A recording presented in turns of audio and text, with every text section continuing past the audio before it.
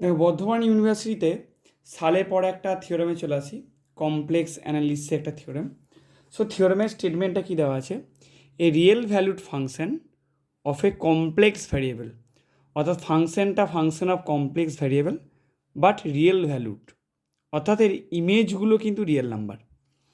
তাহলে একটা real valued function of a complex variable either has derivative zero, অর্থাৎ হয় ডেরিভেটিভ জিরো হবে, or the derivative does not exist.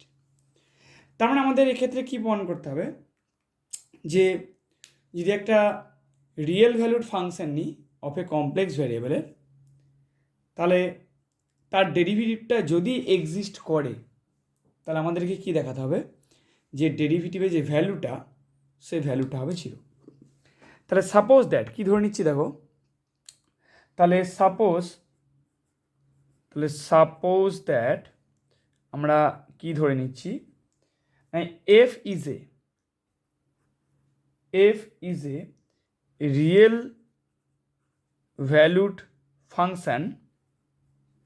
তাহলে আমরা ধরে নিলাম যে f is a real valued function, এফটা হচ্ছে real valued function of a complex variable, of a complex variable z. So আমরা কি ধরে নিলাম, suppose that f is a real valued function, একটা রিয়েল ভ্যালুড ফাংশন হবে of a complex variable z, whose, যার ডেরিভেটিভটা কী করছে না, হুজ ডেরিভেটিভ এক্সিস্ট, ধরে নিলাম যার ডেরিভেটিভটা এক্সিস্ট করছে।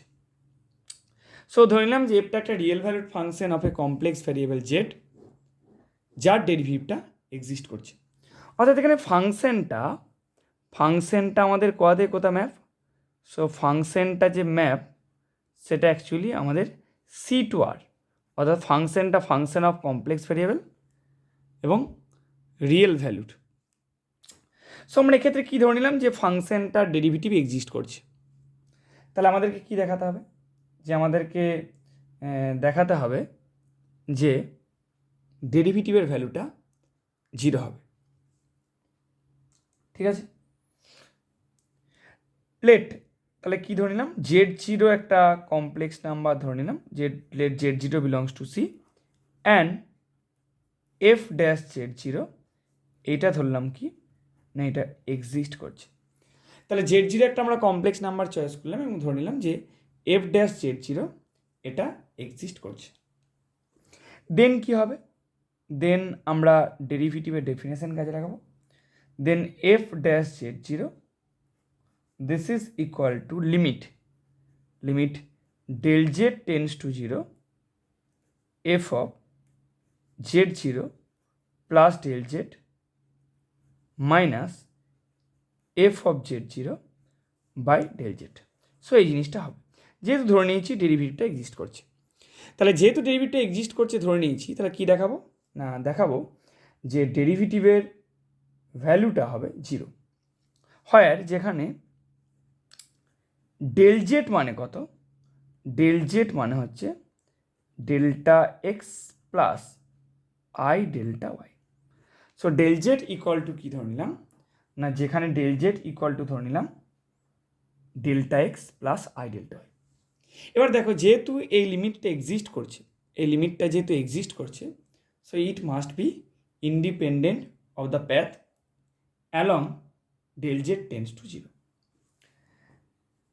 তাহলে ইফ উই টেক, সো আমরা কী টেক করছি, if we take the limit, তাহলে if we take the limit del z tends to 0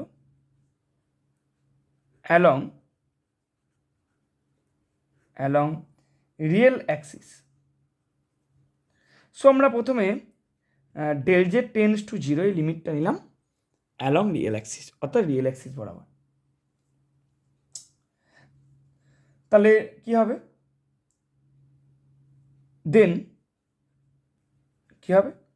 then delta y equal to 0, so delta y equal to 0 হবে, and del z and del x, দেখো যেহেতু delta y equal to 0 এবং del z tends to 0, so এখানে বসালে আমরা কী পাবো, del z equal to del x, তাই ডেল্টা এক্সটাও হবে আমাদের টেন্স টু 0, তাহলে del x tends to 0, so এরকম একটা জিনিস আমরা পেলাম। হলো, তাহলে therefore f dash z 0, so এটা ইকুয়াল টু কী পাবো, limit delta x tends to 0, এটা পাবো এফ অফ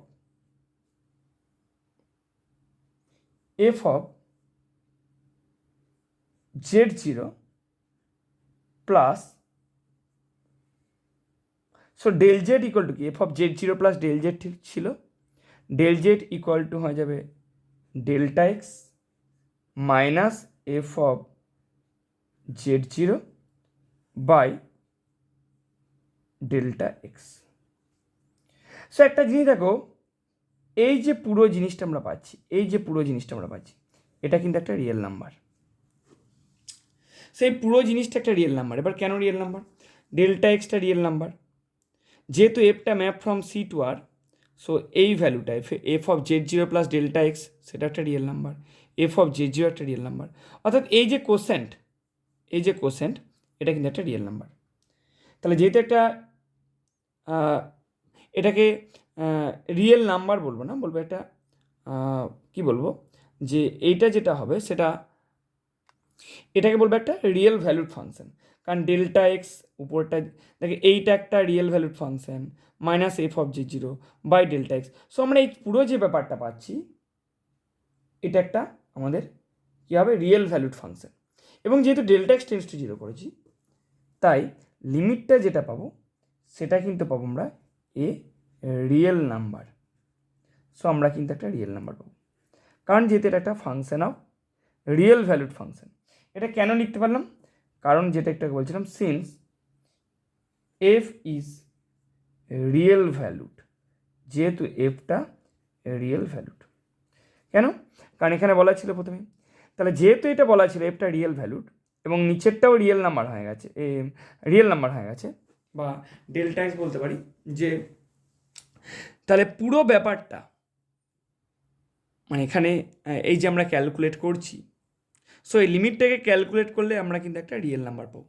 তাহলে মনে রাখবে, এই লিমিটটাকে ক্যালকুলেট করলে আমরা রিয়েল নাম্বার পাবো, তার কারণ হচ্ছে এফটা যেহেতু একটা রিয়েল ভ্যালুড ফাংশন। তাহলে ডেল্টা এক্সটাও রিয়েল ভ্যালুড, উপরেরটাও রিয়েল ভ্যালুড, লিমিটটাও রিয়েল ভ্যালুড, তাই এফ ড্যাশ জেড 0 হয়ে গেল একটা রিয়েল নাম্বার। ঠিক আছে, এবার নেক্সট আমরা কি করব, নেক্সট উই অ্যাজিউম, আমরা কি অ্যাজিউম করে নিচ্ছি, next we assume del z tends to 0 along the imaginary axis.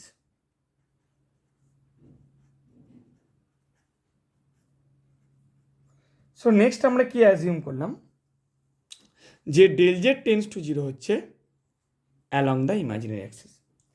তাহলে এটা পেলাম। আচ্ছা, এটাকে একটা নাম্বারিং করে রাখো 1 নম্বর, এটাকে নাম্বারিং করে রাখলাম 1 নম্বর। তাহলে next we assume del z tends to 0 along the imaginary axis, then obviously delta x equal to 0 হবে, and delta y this is tends to 0 হবে, যেহেতু del z equal to delta x plus i delta y, এবং del z tends to 0 এবং del x equal to 0, so obviously del y tends to 0 পাবো। Therefore f dash z 0, ঠিক আছে, therefore f dash z 0, so this is equal to, আমরা কি পাবো, limit delta y tends to 0,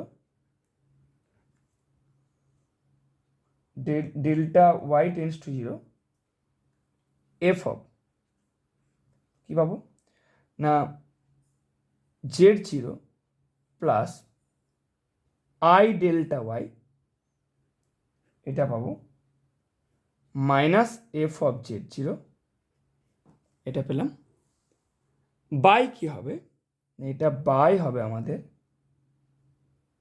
I delta Y.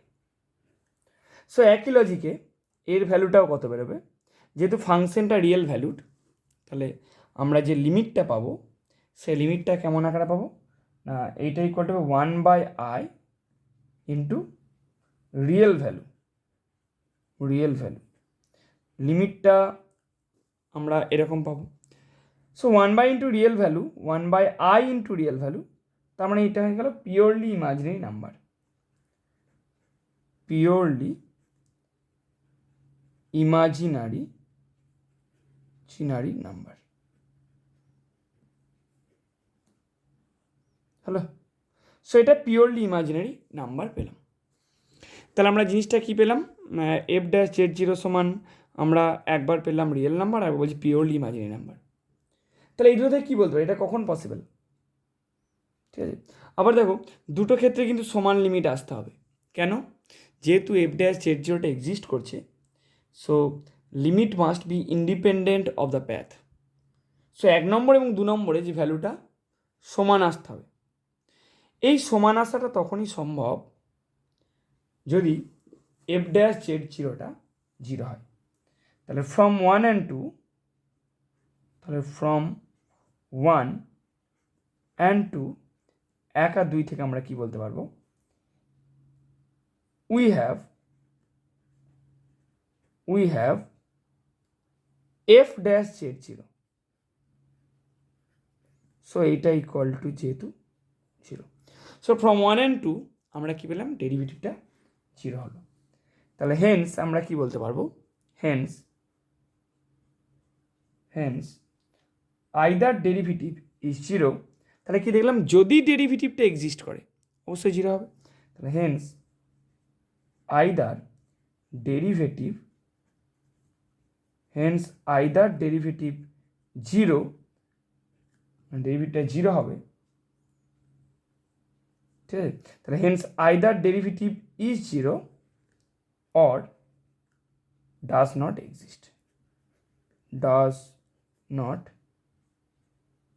Exist, তাহলে হয় ডেরিভেটিভটা zero হবে অথবা ডেরিভেটিভটা এক্সিস্ট করবে না। খুব ভালো একটা থিওরি, এবং বর্ধমান ইউনিভার্সিটি সালেও থিওরিটা পড়েছে, ভালো করে নেবে।